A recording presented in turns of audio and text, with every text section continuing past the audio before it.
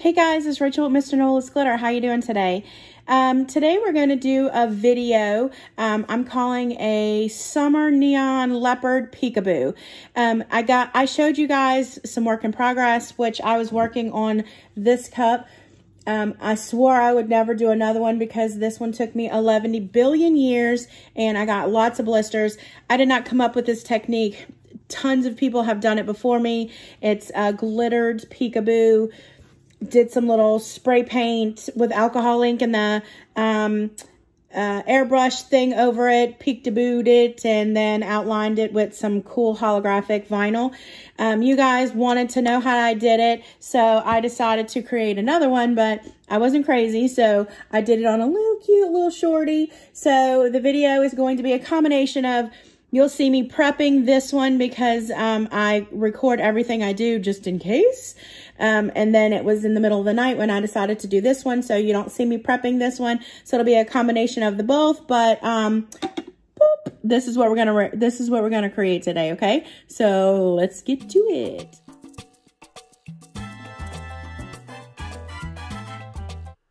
As always, we're gonna start with a sanded and prepped cup. These are the color spray paints I'm using today. They are Rust-Oleum. They are the neon line. It's pink, green, orange, and yellow. I loved these. These look best over a white spray painted base. I had an issue with the orange. It kind of sputtered a little bit and like came out chunky, which kind of ticked me off, but I just rolled with it. I just smudged it with my finger and kept on going, and you can't see once we put it under glitter. So I'm just here randomly spraying random spots all over my cup. It is windy as crazy can be, as you could see, but I'm just covering this random and getting the color laid down. Once I've done that, we bring it inside and I'm putting a thin coat of epoxy on our cup. We're going to do the epoxy method to get the glitter on here. This is a handled cup, the first one here you see. So I'm making sure to pay extra attention to get the epoxy all on the handle, really, really good. Then once I have it all on there super thin, I start adding my glitter in the corresponding spots. I used Twin Span, Drive-Through Daiquiri, Sucre, and Orange Opal, and just kind of splattered it everywhere. Once I've finished getting all my spots, I take it off and use the mix to cover the bottom, and I make sure that the handle is covered really well. The handle is a lot of an issue for a lot of people, and you just want to make sure you have really good coverage right there on your handle. Once that is dry for a couple hours, I just do a big flood coat with Mr. Nola's Glitter Glass Coat and get it a nice smooth finish and let that cure fully before we move on to the next step. So I am using a fuzzy leopard file that I got off of Etsy. Bear Trends is the shop that I picked it up out of. I will leave a link in the description. This already comes with an offset, so this is exactly what I was looking for. So I use a ugly vinyl. I say ugly, it might be pretty to someone else, but a vinyl that I would normally use to put my bottom spot. So this is what's going to create your Peek-A-Boo. So I'm just laying these spots where I want to see glitter after we get to the next step. My pro tip here, please use removable vinyl, because if not, you will work yourself to death trying to get this vinyl off of your cup. I didn't have any, so I used what I had, regular 651, and it was a nightmare, okay? So just use cheap, removable 631 vinyl when you're putting down your spots here. This, I'm covering my whole cup, all the little spots. You could have put this on a wrap if you wanted to, but I like to put mine hand by hand or spot by spot. These are the 4 alcohol inks I use to create my neon colors. You, of course, can use any colors that you want. This is how I applied my alcohol ink to my cup. What I haven't showed you here is I went outside and painted over those spots with a white flat spray paint.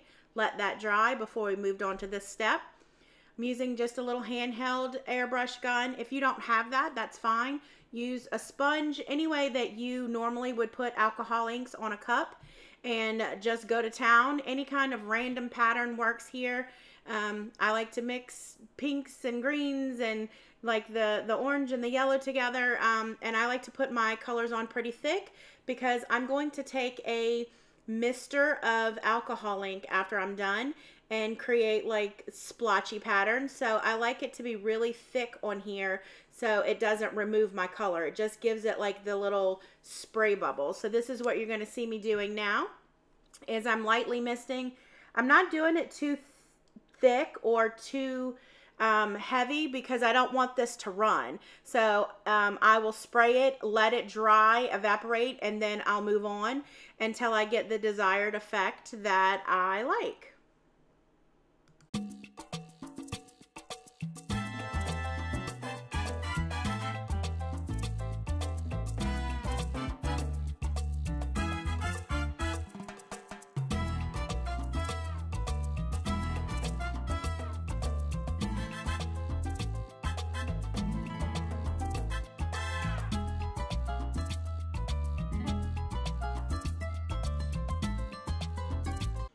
Now here comes the fun part. Ha ha ha. So this next step, you are going to remove the spots that you laid down a couple steps before. You will find watching this video why it's important to use a removable vinyl, because if not, the vinyl sticks to your epoxy like it's supposed to. So I struggled a bit, but this is just me teaching you what not to do. You can definitely use 651. You're just going to work a little harder to pull off this vinyl. So this step actually took me close to an hour to get these spots off of here. And I won't bore you with all of that. So we're just going to move forward really fast with this. I did notice using 651, it leaves a little bit of a residue behind under those spots. I've never had an issue. I don't even remove the residue. I just epoxy right over it, and you can't tell. It brings back the shine, so I don't worry about that. Weeding tool is very important when you do this. It helps you lift those spots. Just be careful that you don't like slip and scratch your paint. You can go back and fix it, but I would rather not go backwards. We're going forwards with this project.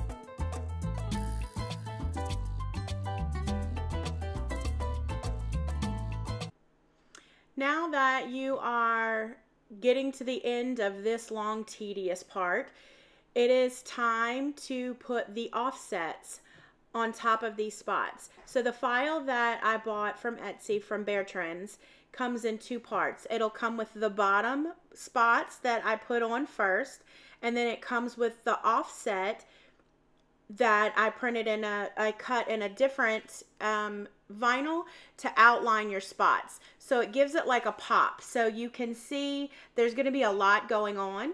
The hardest part I found here was I don't do good with puzzles, I guess. I struggled finding my spot matchers, my spots that match my outlines, but it was fine. I pushed through it. So there might be an easier way to do this. But it's like a mind puzzle. If you're good with like looking at shapes and finding the outlines and like those little puzzles that you do in the books and stuff, this will be a breeze for you.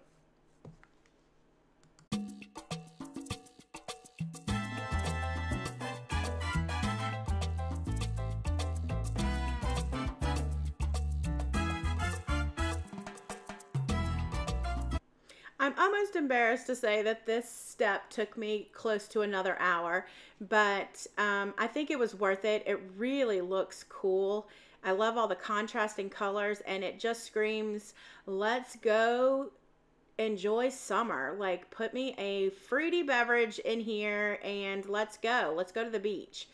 So we finished it with a final coat of Mr. Nola's glass coat epoxy. This is the first one. I had to sand this down a little bit, so this one it's on its final spin as well. But there you have it.